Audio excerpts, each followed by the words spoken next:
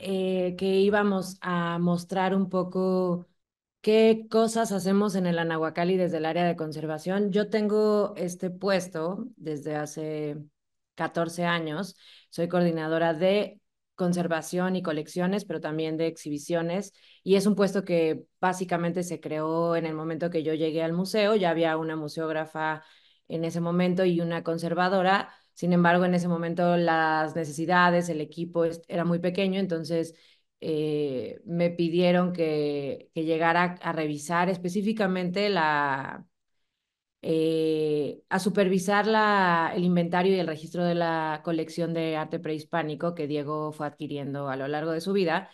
Y poco a poco fueron creciendo mis responsabilidades, específicamente con el área de exposiciones, cuando llegó la primera ofrenda, y la ofrenda históricamente es muy importante para el Anahuacalli porque el año que murió Frida Kahlo, Diego Rivera estaba deprimido y su amiga Dolores Olmedo lo convenció de arrojar, bueno, de tener esta gran fiesta en el edificio que estaba construyendo en el sur de la ciudad, que le decía Las Piedras o su casa de Tepetlapa. Este museo, o bueno, este lugar iba a ser un museo de arte en acción que iba a involucrar 9 pirámides como las que se ven aquí.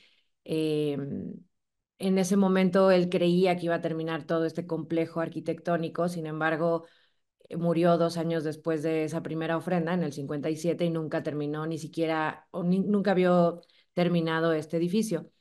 Este es un poco el Anahuacalli hoy. Eh, el museo ha cambiado muchísimo.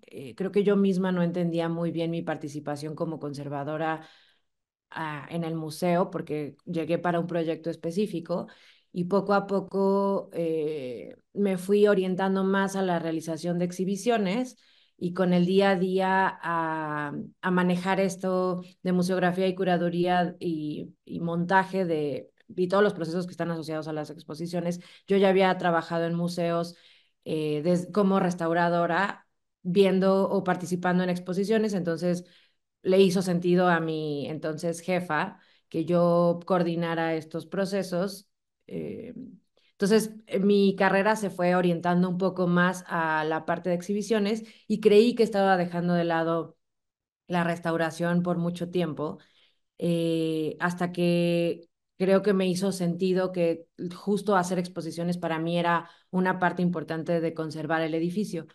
Creo que es importante para mí contar que pues todos estos años me han ayudado no solo como a ver el macro de lo que es el museo y que como conservadora no solo es la parte importante es los procesos de restauración de un objeto, sino que el macro, el Anahuacalli per se es la obra de arte de Diego Rivera y es según sus palabras, es la mayor obra de arte que pudo hacer a lo largo de su vida. No tanto el edificio, sino el coleccionar las piezas que están dentro. Dentro del museo tenemos 2000 piezas prehispánicas y fuera del museo tenemos entre 50 y 55 mil piezas en bodega y en una bodega que además ha sufrido una transformación a lo largo de los años, pero recientemente hicimos un proyecto de renovación de espacios y el corazón o el centro de este proyecto fue la bodega de colecciones y tener un día una bodega abierta que pudiera enseñar la obsesión de Diego por salvar estos objetos que ahora son patrimonio de la nación y contenerlos en un solo espacio y que la gente pudiera en un solo momento ver todas las 5 regiones que tenemos en un edificio. Además, el mismo edificio tiene una carga simbólica y metafísica. No solo es un contenedor físico de las ideas de Diego Rivera, bueno, para las colecciones de Diego Rivera, sino es un contenedor de las ideas que fueron reuniendo Diego Rivera y Juan O'Gorman durante años de convivencia y a lo largo de toda la vida de Diego. El museo está asociado a esta idea de cómo veían los mayas a través de la cosmovisión maya el universo y entonces tiene una carga simbólica, incluso física, porque cuando entras es un museo muy oscuro, va subiendo y el índice de luz aumenta y cuando llegas a la terraza puedes ver toda la ciudad, pero también sientes esa relajación de tus intestinos. Entonces es una vivencia física e intestinal donde cambia. completamente tu entendimiento de las piezas prehispánicas y va siendo acompañado con estas 2000 piezas prehispánicas. Y es un lugar para tener una experiencia uno a uno, no es un museo que vaya teniendo cédulas informativas de cada objeto, no hay un guión que vaya cronológicamente, es un museo de arte construido por un artista, entonces entender eso era muy importante y yo no sabía exactamente qué tan importante era al principio de mi bueno, cuando llegué al museo. Eh, Además, no solo es un museo que contiene objetos arqueológicos, es un museo que tiene más de 26 mosaicos de piedra, que es resultado de la experimentación de Diego Rivera durante toda su vida sobre muralismo, y se puede llamar la cuarta etapa del muralismo de Diego Rivera, que ya está más asociada a la integración plástica. El museo, además, como tiene tantas piezas, pues desde el principio fue muy complicado para mí eh, trabajar uno a uno con los objetos. Yo estaba acostumbrada a restaurar pintura de caballete o un mural, pero no con un contenedor con tantas piezas, entonces fue una experiencia muy abrumadora y poco a poco creo que el irme a las exposiciones dio tiempo para que yo aprendiera o para que todos como en el museo empezáramos a entender qué era lo que se tenía que conservar en el museo, qué significa no solo conservar lo material, sino el intangible de Diego Rivera. Eh, por otro lado, también otro de los procesos, otra de las herramientas que tengo para conservar en el museo es trabajar con la infraestructura del edificio. El museo ha cambiado drásticamente de cuando llegué en el 2010. Hemos hecho procesos de liberación de piedra. En los 60s y 70s se pintaba la roca directamente para resaltar los objetos. Era muy oscuro. Las vitrinas no tenían herrería, estaba todo oxidado, no estaban iluminadas. Entonces hemos tenido como todo un trabajo de renovación arquitectónica y museográfica de las salas. Eh, Hemos tratado de entender también qué significan estas vitrinas de otras generaciones. En muchos casos, muchas de las vitrinas del museo fueron hechas por personajes importantes como Carlos Pellicer, como los hermanos Guadarrama, que fueron asistentes de Gamboa. Entonces, no hemos solo cambiado el museo, hemos tratado de conservar cosas significativas para el museo o momentos claves de la museografía en México, en el museo, tratando de solo hacer pequeños cambios en seguridad o en cómo la luz mejora la experiencia del visitante. Esa es como la primera parte de una de las herramientas que yo creo que hacemos, o bueno, que hacemos en el área de conservación es justo es entender estas cosas más sutiles del edificio y de la experiencia del visitante, como cómo entra la luz a través de los alabastros que están en el primer nivel, cómo trae esta luz natural del exterior hacia el interior y cómo se manifiesta eso. Entonces, hacer pequeñas variaciones en la iluminación de las vitrinas que vayan más hacia la luz natural cálida y no tanto hacia lo blanco, frío.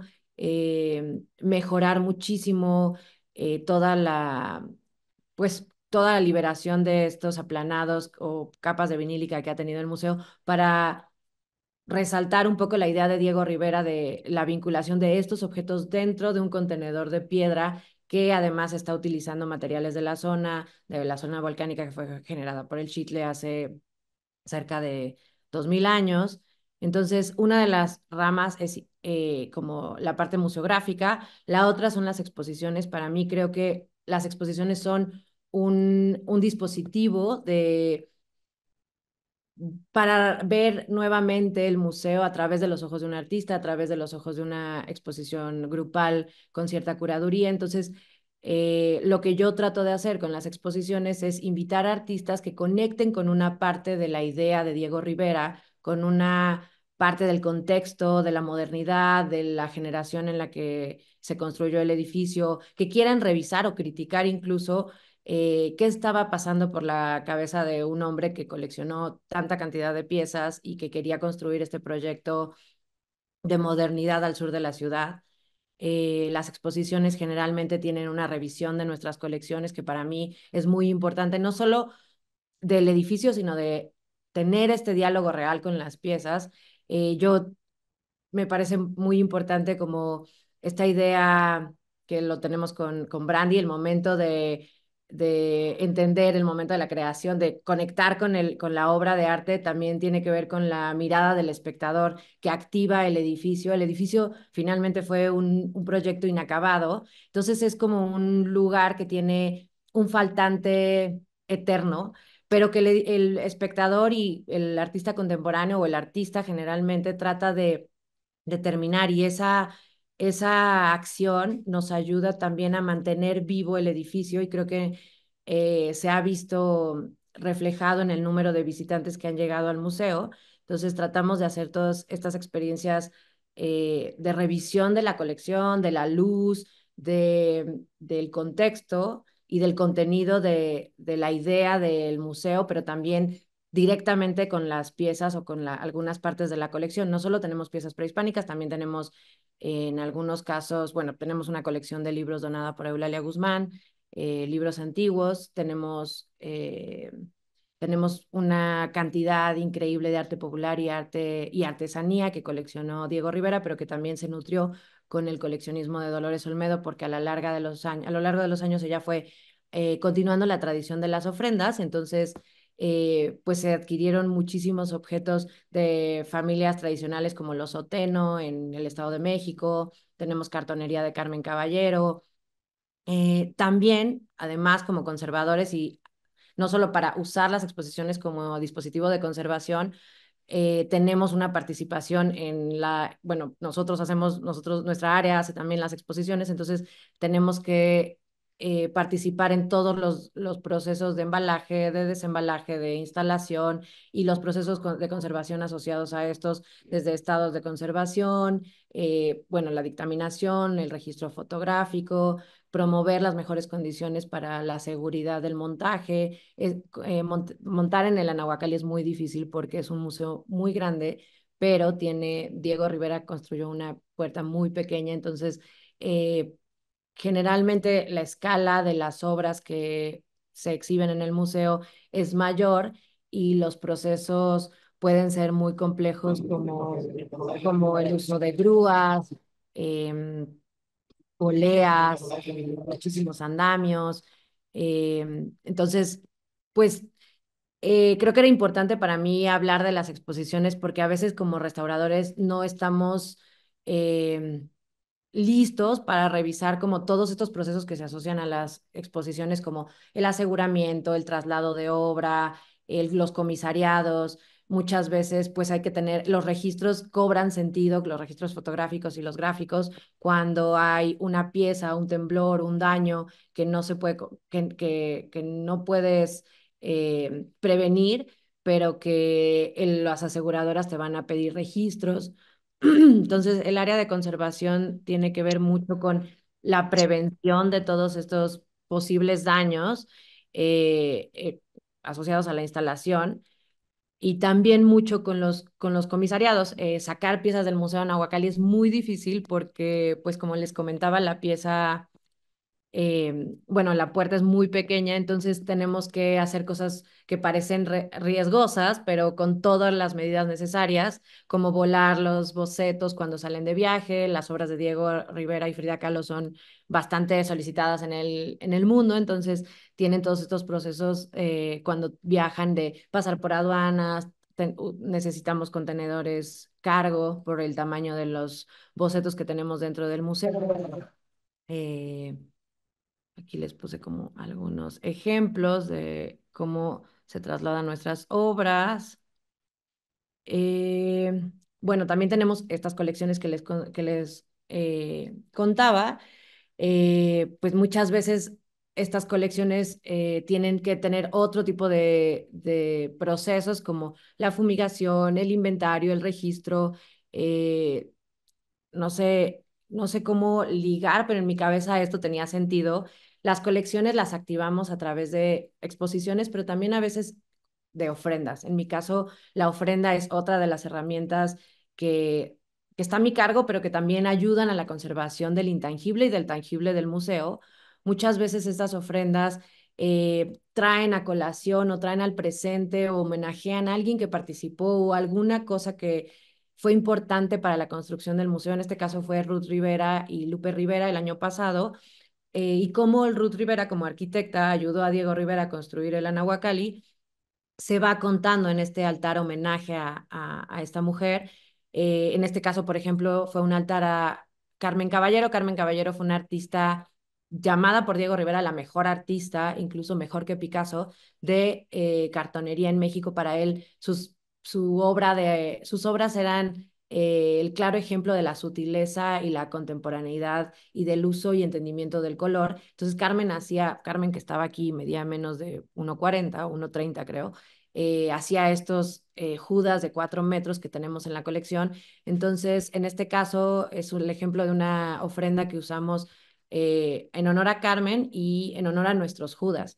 Y la importancia de traer también esta idea de Diego Rivera que la Nahuacal iba a ser un lugar donde se iban a disolver las fronteras entre el arte y la artesanía, entre el arte popular y la ciencia, siempre unidos para generar un mejor mundo, una mejor sociedad. Entonces, pues las ofrendas, hacemos investigación, revisamos todo lo que esté asociado al tema de ese momento, que tenga que ver con el Anahuacalli, y derivan en este tipo de altares que para nosotros eh, no es nuevo, pero también el Anahuacalli tenía esta idea de hacer altares y muchos años los hizo el Dolores Olmedo, pero también en algún momento alguien me decía, ¿por qué no hacen los altares como el Dolores Olmedo? Y creo que en ese momento fue un momento de cambio para mí, para entender que como nuestro FODA, como nuestro análisis de fortalezas y debilidades, y entender qué sí tenemos, qué no tenemos, y entonces a partir de eso tratamos de hacer este tipo de altares que traigan a colación algo del pasado, pero siempre en una mirada al futuro optimista, de la misma manera que Diego Rivera estaba revisando estas colecciones, bueno, estas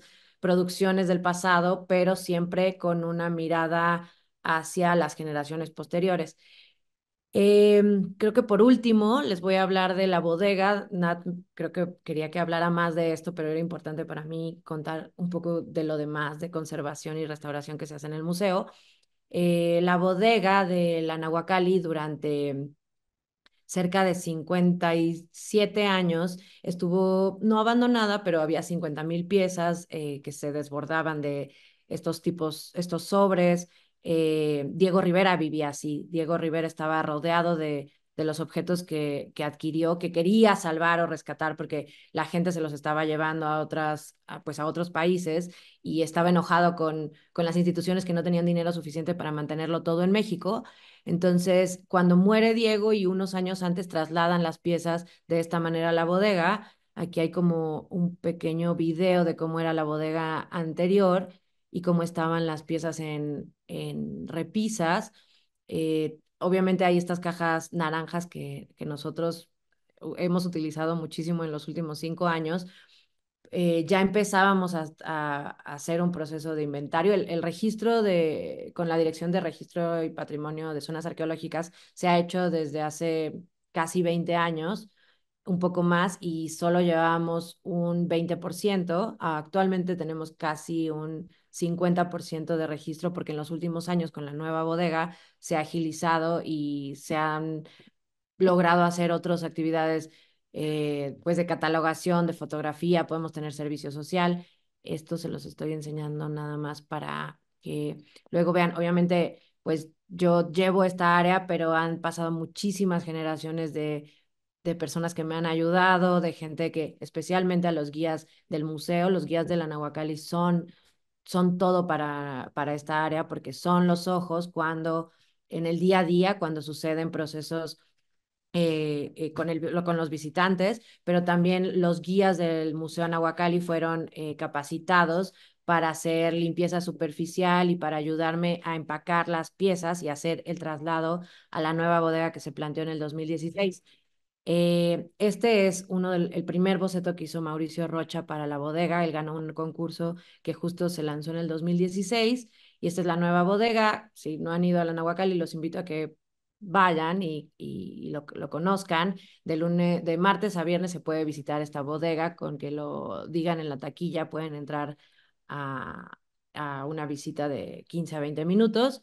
Este es un poco de la planeación que hicimos durante 2 o 3 años con Mauricio Rocha, con el taller Rocha, pero también con Esterlina Campuzano, que era parte de este taller Nodo, y nos ayudó a trabajar qué necesitábamos, porque no sabíamos exactamente qué, qué esperábamos y cuáles eran las necesidades. Ni siquiera sabía exactamente cómo poner en palabras o en números qué debía hacer esta bodega. La bodega anterior es hermosa y fue construida por O'Gorman, pero nunca fue aplanada, se dejó inacabada, entonces la estructura de esa bodega no era conveniente para la colección, además de que la puerta y la seguridad era, pues no inexistente, pero sí bastante baja. Entonces se hizo todo un proyecto donde analizamos estadísticamente las cajas, cuánto había en esas repisas, porque teníamos un inventario hecho por Eulalia Guzmán como en una máquina de escribir del 1 al 60,000, pero no teníamos idea exactamente de tamaños, de formas, porque muchas estaban en cajas de cartón, de galletas, de camarón congelado. Entonces, pasamos muchos días, meses revisando estas cajas para saber el aproximado y creo que llegamos con el taller de Mauricio Rocha y mi equipo a esta idea de tener una bodega donde hubiera repisas y cajoneras para piezas menores. Este fue un prototipo y después se fue mejorando. Yo, obviamente, como restauradora quería lo mejor, pero a veces no te das cuenta que pues eso es imposible por los costos, por estos muebles son de archivo, fueron traídos de Canadá y el constructor del proyecto de Mauricio Rocha dijo que él podía mejorarlos dándoles unas gavetas de seguridad que no tuvieran impacto al cerrar, que estuvieran selladas como para prevenir el polvo. Este es un poco de la mudanza que vivimos en los últimos años y esta es la bodega actual.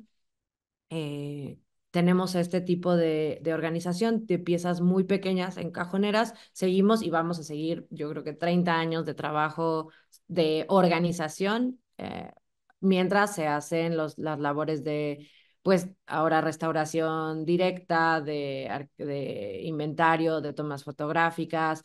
He tenido servicio social de antropología física, eh, lo que pasó con esta bodega es que ni siquiera nosotros sabíamos o estábamos preparados para todo el potencial de actividades y de cosas que podemos hacer en los siguientes años y las siguientes generaciones para investigar, para trabajar con estos objetos, porque la colección de Diego Rivera además era una colección que era usada por Diego y Frida, obviamente en sus pinturas, en sus investigaciones, pero también por sus amigos y también por cualquier investigador que quería acceder. Gamio, muchísimas personas revisaron nuestras colecciones para generar lo que hoy se conoce como arqueología mexicana del siglo XX. Entonces es importante y creo que aquí acaba la presentación. Les dejo un poco también se planearon estas salas, ahora nos quedan pequeñas porque yo pensaba que iba a haber una persona en cada una de las salas en esa misma bodega. Si les puedo enseñar en este mapa, que no se ve muy bien, pero había en la esquina superior izquierda, se puede ver el plano de la bodega. Se planearon dos salas pequeñas para tener una o dos personas que estuvieran trabajando en esta bodega. Ahora hay veces que tenemos 8 o 9 personas en ellas, entonces, pues esto, ¿qué retos? Pues infinito, o sea, hay una infinidad de retos que vienen como desde el día uno. Creo que los conservadores, los restauradores, a veces no entendemos como al principio la dimensión de las cosas, pero con tiempo alguna vez alguien me dijo que yo no estaba tanto por ser restauradora o no, sino porque resolvía problemas, pero creo que de alguna manera la formación de restauradora me enseñó a eso. No sé si es el asunto de causa, mecanismo y efecto. Si alguien quiere preguntar algo, obviamente esto es como, era una presentación de 20 minutos que creo que me pasé un poco, muy rápida de las cosas que hacemos, pero es importante justo contar eso. Para mí, tal vez solo estaba haciendo las cosas como las exhibiciones sin entender qué importante iba a ser para atraer públicos nuevos. estas exposiciones y que esas exposiciones no solo fueran exposiciones blockbusters, sino a lo mejor pequeñas exposiciones que hablaran de la idea de la luz, de cómo entra la luz al museo, de cómo, o la dualidad entre agua y fuego, que es una exposición que hicimos el año pasado de agua que quema, y sobre cómo hay piezas que tienen esta dualidad en la colección, y hay muchos artistas contemporáneos que siguen revisando estos conceptos porque intrínsecos al mexicano. El asunto con la lava, hay cosas que a veces no son tan fáciles de explicar o de conservar o de transmitir con una cédula y a veces es mucho más contundente hacerlo en una exhibición. Entonces, pues creo que eso es todo. Si hay alguna pregunta o si hay alguna comentario o sugerencia, Pues primero estamos. que nada, por parte de la Mesa Mexicana de Conservación, te damos las gracias, Carla, por esta charla y por compartirnos no solo los retos, sino todo lo que implica y todo el trabajo que se ha hecho en toda cuestión de museografía, de exposiciones y demás. Y no sé si alguien de los que está dentro del Zoom quiere hacer alguna pregunta, si por favor nada más levanta la mano y ya enseguida le cedemos la palabra para cualquier duda o comentario que tengan al respecto. También pueden escribir la pregunta si no quieren decirla. Pueden escribir la pregunta. José Renato, por favor, si puedes ayudarme a activar tu audio. Hola, saludos a todos. Yo tengo una pregunta, Carlita, sobre la cantidad de gente que trabaja pues en esta área, o sea, con este tipo de exposiciones de arte contemporáneo y todas estas instalaciones. ¿Qué capacidad tiene el museo para poder trabajar con estas dinámicas de instalaciones, cuando hay manuales de instalación o cuando los artistas intervienen, del propio museo para el registro, documentación, todo lo que tiene que ver con lo que involucra arte contemporáneo, si están, mm, pues, ¿cuál será la palabra? Preparados. Preparados, exacto, pues para atender estos grandes volúmenes. O sea, me acuerdo lo de Hugo Rondinone o lo de las muñequitas de cerámica chinas. O sea, todo esto, ¿qué cantidad de gente se necesita para trabajar? ¿Con cuánto lo resuelven? Pues es que esa pregunta ha cambiado muchísimo a lo largo de mi vida en el museo, supongo que a lo largo de la vida de los museos también. Eh, hay Hay exposiciones que tienen 100 personas trabajando, pero esas 100 personas hay equipos de trabajo, hay ingenierías, es lo mismo que una construcción. Hay gente que hace, no sé, se me ocurre que yo, por ejemplo, tengo una exposición que hice hace 2 años de Robert Janitz. Había un equipo haciendo herrería para generar poleas de seguridad, pero también y cargar piezas, porque a veces las piezas de gran escala son de toneladas. Entonces tenemos, pues a lo mejor hay una cabeza de ese equipo que va a ser por ejemplo, tengo una restauradora en el Anahuacalli que puede ayudarme como a revisar que ese proceso suceda mientras alguien está forrando la explanada para proteger el piso y poder tener unas esculturas de cerámica y que no se caigan, porque pues no es tanto por como ser demasiado precavido, pero o sea, como el arte contemporáneo generalmente no está pensando en la seguridad de sus piezas y tampoco en los montajes, pero nosotros como museo sí tenemos, pues, nosotros somos responsables de cualquier cosa que entra al museo, de cualquier objeto. Entonces, desde el momento que sale del lugar de préstamo, entonces promover las mejores condiciones nos corresponde a nosotros porque hay convenios de préstamo, porque nosotros tenemos que asegurar las piezas. Entonces, pues es nuestra responsabilidad dominar cuántas personas están ahí y controlar y estar preparados para eso. Si no se puede estar preparado, pues se pueden contratar equipos. Por ejemplo, nosotros, pues yo no tengo una grúa gigante, tengo que contratar una grúa y la gente que viene asociada a esa grúa, pues a lo mejor son 10 15 personas y esas 10 15 personas pues tienen que dar no solo tienen que dar sus identificaciones, pues la empresa tiene que tenerlos asegurados, o sea, como hay muchísimos procesos que son derivados de hacer exposiciones. No necesariamente tengo que tener 200 personas preparadas o listas para hacer una exposición, sino que dependiendo de la exposición, a lo mejor en este caso, no sé, viene una ofrenda y yo quiero exponer una bata de Diego Rivera, pues desde la restauración de esa bata, pues yo no tengo un restaurador de textiles en el museo, pero tengo que buscar a un restaurador de textiles que haga eso.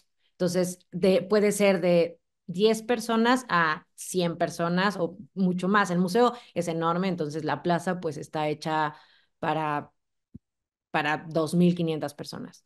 Es una plaza para eso. Si la exposición depende muchísimo si es en el exterior, si es en el interior, depende si es en una bodega, si es en exteriores.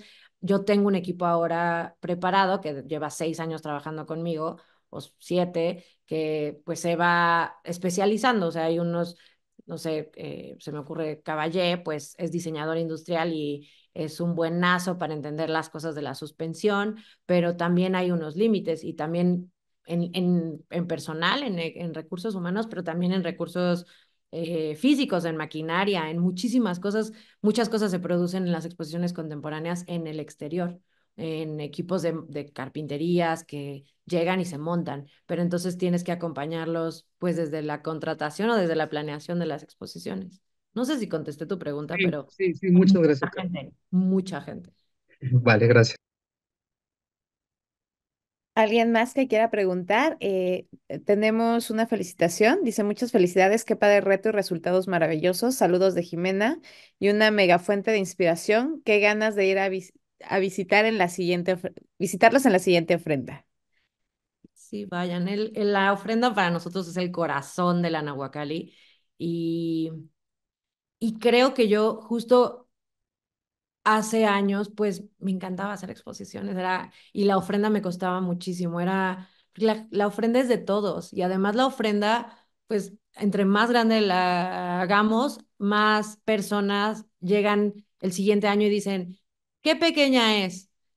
Cuando yo era niña venía y era gigante y es un gran reto porque pues está en el imaginario de muchos, especialmente de los vecinos, y pues los vecinos entran, que es la fecha en la que más vecinos nos visitan, es la fecha en la que más visitantes tenemos. Entonces, a veces como que aceptamos eso de, le falta esto, le falta, Diego querría esto, pero eso es más importante que cualquier otra cosa para nosotros. Creo que es la festividad en la que todos trabajamos horas, semanas, meses en la planeación, pero todos nos quedamos con un gran sabor de boca al final de noviembre porque pues creo que el 30% de nuestros visitantes llegan en noviembre. Entonces, por favor, si pueden, váyanse a comer unas tlayudas porque hacemos una kermés, además, hay un festival de cacao.